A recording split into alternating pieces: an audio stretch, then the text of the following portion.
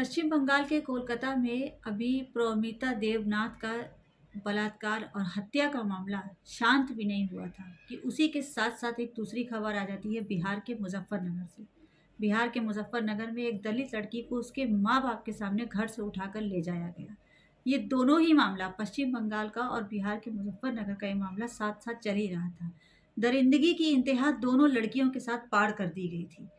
जितना पश्चिम बंगाल में ज़ुल्म और शदीद उसका तकलीफ़ का सामना प्रोमिता ने किया, उतनी ही शदीद सामना उस दलित लड़की ने किया जिसको बिहार में उसके घर से उठाया गया था।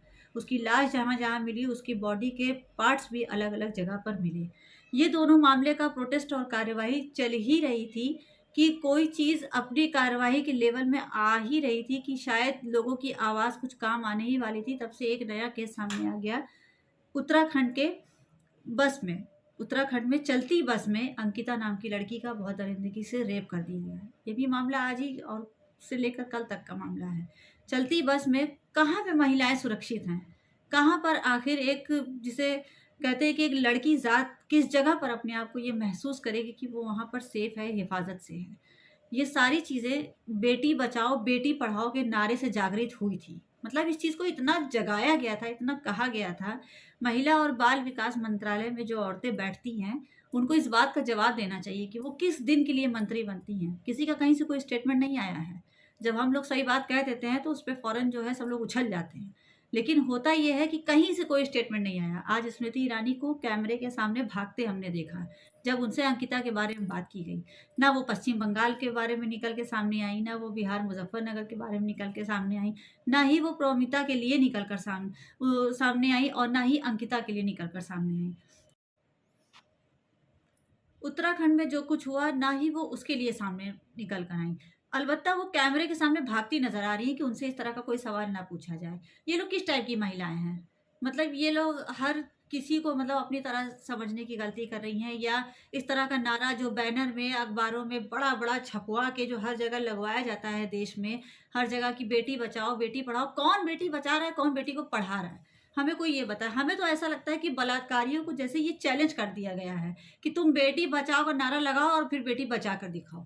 ये बलात्कारियों ने इस चीज़ को, इस चैलेंज को एक्सेप्ट कर लिया है, क्योंकि वो जानती है कि इस देश में कहीं भी ना तो सख्त कानून है और ना ही किसी गलत चीज़ पे रोक है। कि अगर इस देश में कानून होता, किसी को भी इस तरह से जो लोग ये ऐसा करते हैं उनको फ़ौरन पकड़ा जाता, तो इस तरह की चीज़ों को कहीं न कहीं रोक मिलती। लेकिन होता क्या है कि आप देखेंगे प्रोटेस्ट हो रहा है, बहुत सारे लोग कैंडल जला रहे हैं, मार्च कर रहे हैं, मतलब लड़कियाँ मर-मर के चली गईं, खाक में मिल गया इंसान। उसका बलात्कार हो गया, उसके साथ शदीद ज़ुल्म हो गया, तशद्दुद हो गई, दुनिया भर की चीज़ें हो गई, गला काट दिया गया, चेस्ट काट दिया गया, हाथ-पैर काट दिया गया। अब सिर्फ़ बलात्कार नहीं होता है, अब हैवानियत होती है। उस हैवानियत में क्योंकि कहीं न कहीं कोई न कोई ऐसा शामिल है, जो इस चीज़ को कहीं न कहीं बढ़ावा मिलता चला जा रहा है। इस हैवानियत को कहीं न कहीं रोकने का कोई कानून होना चाहिए। हमें समझ में नहीं आता कि आखिर हम लोग, आप जैसे लोग, हम लोग, सब लोग एक कॉमन ही लोग हैं ना।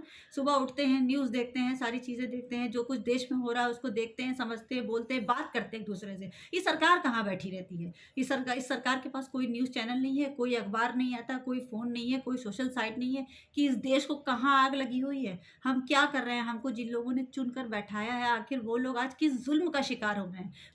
वो छोटी-सी लड़की जिसको उसके माँ-बाप के सामने उसके घर से उठाकर ले गए, आखिर उसकी क्या सोच रही होगी? उसने मर जाना ही शायद बेहतर समझा होगा। और अब ये जो देहरादून में हुआ है, और इतना ही नहीं, ये सब तो एक मैच्योर लेवल की लड़कियाँ, जो छोटे बच्चे अभी-अभी जस्ट इस न्यूज़ को आपसे बात करने से पहले देख रहे थे कि मेरठ में एक 2 साल की लड़की का रेप हो गया। मतलब हैवानियत की क्या इंतहा पार हो गई है। आपने खाली एक स्लोगन बना दिया, बेटी बचाओ, बेटी पढ़ाओ, ना बेटी को ना पढ़ पा रही, भाई कैसे पढ़ेगी? पढ़ तो रही थी बेटी, डॉक्टर तो बन रही थी, लेकिन उसको बचाने का कोई कानून नहीं था, क्योंकि इस देश में हर चीज़ का संज्ञान लिया जाता है पहले। कहीं कुछ हो गया, अपराधी ने सब कुछ कर दिया, अपराधी आँख के सामने, लेकिन उसका संज्ञान लिया जाए, फिर उसकी रिपोर्ट ली जाएगी, फिर धीरे-धीरे उसको अदालत ले जाया जाएगा। मतलब सब कुछ आँख के सामने है, लेकिन ये है कि अभी संज्ञान लिया जाएगा, अभी उसके ऊपर बहुत सोच-विचार किया जाएगा, फिर कहीं न कहीं से सोर्स लगा दिया जाएगा उस अपराधी के लिए, और फिर उसको कुछ दिन जेल में डालकर जो है हो सकता है बाहर निकाल के फिर से माला पहना दी जाएगी। क्योंकि ऐसा इसलिए आज हम कहने पे मजबूर हैं, ये जो बलात्कारी एक बाबा है गुरमीत राम रहीम, इसको देखिए इस 7 साल में 21 बार जो है पेरोल पे छुट्टी मिल चुकी है। ये जेल से बाहर आते हैं छुट्टियाँ मनाने, अभी 15 अगस्त में आए थे, अपना जन्मदिन मनाने आए थे। तो इस तरह के जो बलात्कारी हैं, आशाराम हो गए और गुरमीत राम रहीम हो गए, जब इन लोगों को इतनी छूट है, जब सारे बलात्कारियों को बड़े-बड़े जो बड़े पैमाने पे जुर्म करते हैं, उनको लगता है कि हमें ज़्यादा से ज़्यादा जेल होगी, तो फिर हम पेरोल पे और बीमारी पे, तो बर्थडे पे, तो तीजे पे, तो 40वें पे, हर चीज़ पे हम निकल-निकल के बाहर आ जाएँगे और हमें जो है हमें इस चीज़ का पूरा सपोर्ट मिलेगा। ये सब सपोर्ट कौन करता है? ये लोग आप भी जानते हैं, क्योंकि पूरा सिस्टम, पूरा कानून किसके हाथ में होता है, वो ये चीज़ कहाँ से निकल कर आती है, ये सब लोग जानते हैं। और ये चीज़ सत्ता पक्ष में बैठी सरकार को कहीं न कहीं सोचना चाहिए कि ये चीज़ एक इंटरनेशनल लेवल पर हम लोगों को शर्मसार कर रही है कि यहाँ देश में बलात्कार के ऊपर कानून बनने के साथ ही साथ सरकार को ये चाहिए कि पूरे तरीके से जो पॉर्न वीडियोस चलती हैं मोबाइल में ख़ास तौर से, जिसको हर वक्त हर कैटेगरी के लोग देखकर अपना दिमाग ख़राब कर रहे हैं और जहाँ जैसे जिसके ऊपर दिल चाह रहा है टूट पड़ रहे हैं।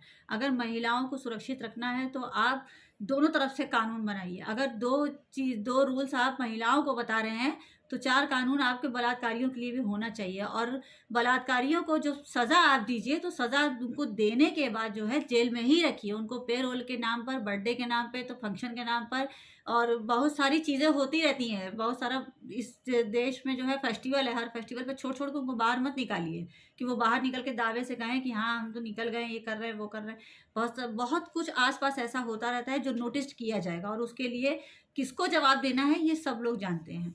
इसके लिए कोई अलग से जवाब देने नहीं आएगा। हर लड़की का अपना एक ख्वाब है, अपना एक सपना है, वो अपने देश में आज़ाद होके घूमना चाहती है। आज़ादी आखिर किस बात की? हम लोग आज़ादी मना के तो किनारे हट गए। पश्चिम बंगाल का जो नज़ारा था 14 तारीख की रात का, उसने पूरे देश को हिला दिया है और इस बार की आज़ादी में कहीं न कहीं उदासी भी थी। हम लोग सब कुछ मना रहे थे, कर रहे थे